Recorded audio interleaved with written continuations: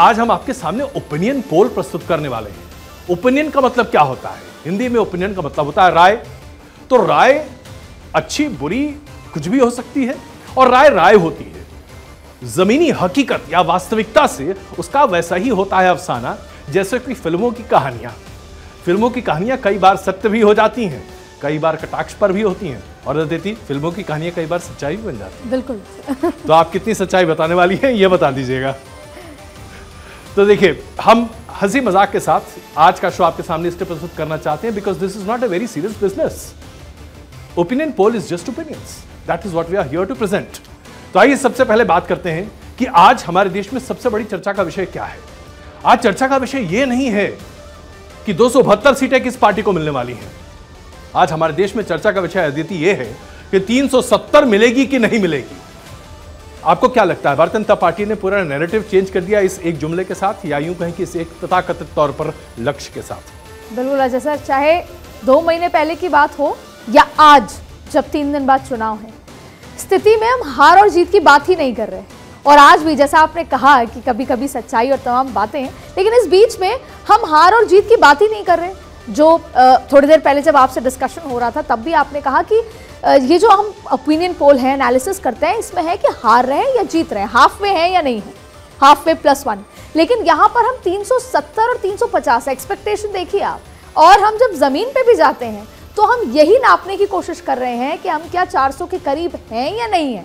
तो ऐसी स्थिति में नैरेटिव पूरी तरीके से चेंज हो चुका है और उसी नैरेटिव को आज डिकोड किया जाएगा इन ओपिनियन पोल से, जो सच्चे झूठे वास्तविक है नहीं है, ज़मीनी हकीकत क्या है। हम अपने एक्सपीरियंस के साथ हम अजय सर से डिस्कस करते हुए आपके सामने तमाम बातें रखने वाले। बिल्कुल, तो हम एक बार फिर आपके सामने स्पष्ट कर देना चाहते हैं, ये ओपिनियन है, ये महज राय है। और आज इस मौके का फायदा उठाकर हम आपके सामने जो राजनीतिक परिदृश्य है उसे डिकोड करने की कोशिश करेंगे, हम उसे एनालाइज करने की कोशिश करेंगे। ये आंकड़े हमारे लिए महज टूल हैं, हथियार हैं, इसके अलावा और कुछ नहीं है। तो हम शुरू करेंगे दक्षिण भारत से, क्योंकि भारतीय जनता पार्टी ने इस बार अपने लिए दक्षिण भारत को एक महत्वपूर्ण लक्ष्य के तौर पर रखा है। और इसके साथ ही जैसा कि हम देखते आ रहे हैं बीते 10 साल में, भारतीय जनता पार्टी एक नैरेटिव सेट करती है और उसके आधार पर देश की राजनीति की दिशा और दशा बदल जाती है। तो शुरुआत करते हैं तमिलनाडु से। तमिलनाडु के 39 सीटें हैं, इस पर पहले ही फेज में मतदान होने हैं।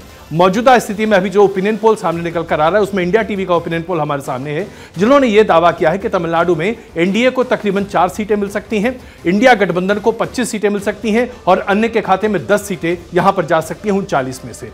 अब यह अपने आप में बड़ा महत्वपूर्ण आंकड़ा बन जाता है और इसको अगर आप 2019 के जो लोकसभा के जो रिजल्ट्स आए थे उससे टैली कर देखें, अभी आपके सामने वो डेटा भी हम आपके सामने प्रस्तुत करेंगे, तो बिल्कुल एक अलग तस्वीर दिखाई देती है।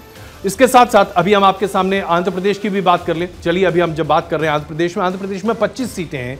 जो इंडिया टीवी का ओपिनियन पोल है वो ये कहता है कि एनडीए को 25 में से 15 सीटें मिलेगी, इंडिया गठबंधन के खाते में कोई भी सीट नहीं आएगी और अन्य के खाते में 10 सीटें आती हुई दिखाई दे रही हैं। ये इंडिया टुडे का ओपिनियन पोल है।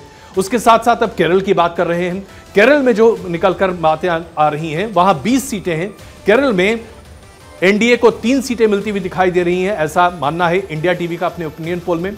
इंडिया गठबंधन को यहां पर 17 सीटें मिल सकती हैं और अन्य के खाते में यहां पर 0 होता हुआ दिखाई दे रहा है, यानी कि एलडीएफ को पूरी तरीके से खारिज करती हुई यहां पर इंडिया टीवी के ओपिनियन पोल के आधार पर बातें निकल कर आ रही हैं। फिर हम बात करते हैं तेलंगाना की। तेलंगाना में स्थिति क्या है? तेलंगाना में इंडिया टीवी का जो ओपिनियन पोल निकल कर आ रहा है वो ये बताता है कि एनडीए को 6 सीटें मिल सकती हैं, इंडिया गठबंधन को 8 सीटें मिल सकती हैं और अन्य के खाते में 3 सीटें जा सकती हैं। तो ये हमने दक्षिण के राज्यों का पूरा लेखा जोखा रखा। आपने सोचा होगा कर्नाटक कहां गया? जी हां, यहीं पर हम जरा डिफरेंट है बाकी लोगों से, क्योंकि हम कर्नाटक और महाराष्ट्र के रुझान और ओपिनियन पोल पर एक साथ बात करेंगे। अब जरा इस रिजल्ट को, ये जो सो कॉल्ड ओपिनियन पोल का जो डेटा है, इसके आधार पर हम चर्चा शुरू करते हैं। तमिलनाडु की बात करते हैं अदिति। तमिलनाडु में 39 सीटों पर जो अभी मुकाबला है, इसमें आपको क्या लगता है? आप वहां घूम कर आई हैं, क्या एनडीए वाकई में यहां 4 सीटें ला सकता है या दरअसल इस बार भी वही होगा जो पिछली बार हुआ था, 39 की 39 सीटें में से एनडीए को कुछ भी नहीं मिला था?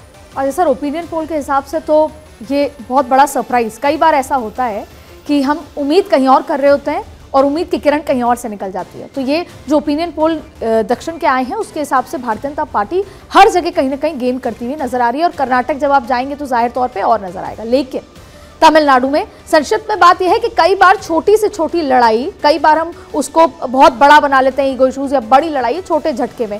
2 दिन पहले जिस तरीके से उन्होंने तमिल की बात की, प्रधानमंत्री नरेंद्र मोदी ने तमिल भाषा की बात की, मुझे लगता है आधी प्रॉब्लम वहीं सॉल्व हो जाती है। तमिलनाडु को कोई हिंदी से इशू नहीं है, उनको इशू था उसको ऑफिशियल लैंग्वेज बनाने से, और फिर उसकी लड़ाई लड़ते रहे तमाम चीजें, और वो जो लड़ाई थी वो छोटी सी, वो बहुत बड़ी खड़ी हो गई। एक बार प्रधानमंत्री नरेंद्र मोदी ने कहा कि तमिल बहुत पुरानी लैंग्वेज है, उसका सम्मान करते हैं, उसके संरक्षण के लिए, उसके लिए तमाम काम करेंगे। मुझे लगता है बहुत बड़ी लड़ाई खत्म हो गई है। यानी कि स्टालिन का और उसके साथ साथ डीएमके का प्रभाव आपको कम होता हुआ दिखाई दे रहा है, ऐसा आपका आंकलन है। लेकिन यहाँ पर जो एक जमीनी हकीकत है जिससे हम इनकार नहीं कर सकते, वो ये कि मछुआरे समुदाय को अपनी तरफ आकर्षित करने के लिए कचातीव का जो मुद्दा प्रधानमंत्री नरेंद्र मोदी के साथ साथ भारतीय जनता पार्टी के तमाम वरिष्ठ नेताओं ने उठाया, जिसकी वजह से ऐसा लगा कि कुछ पल के लिए भारत और श्रीलंका के संबंध भी खतरे में पड़ सकते हैं। इस पूरे मामले पर अभी बहुत ज्यादा स्पष्टता आती हुई नहीं दिखाई दे रही, और वहां पर बहुत ज्यादा मछुआरों कम्युनिटी से फायदा मिलता नहीं दिख रहा। जीएसटी भी एक इशू, बिल्कुल, और जीएसटी भी एक इशू।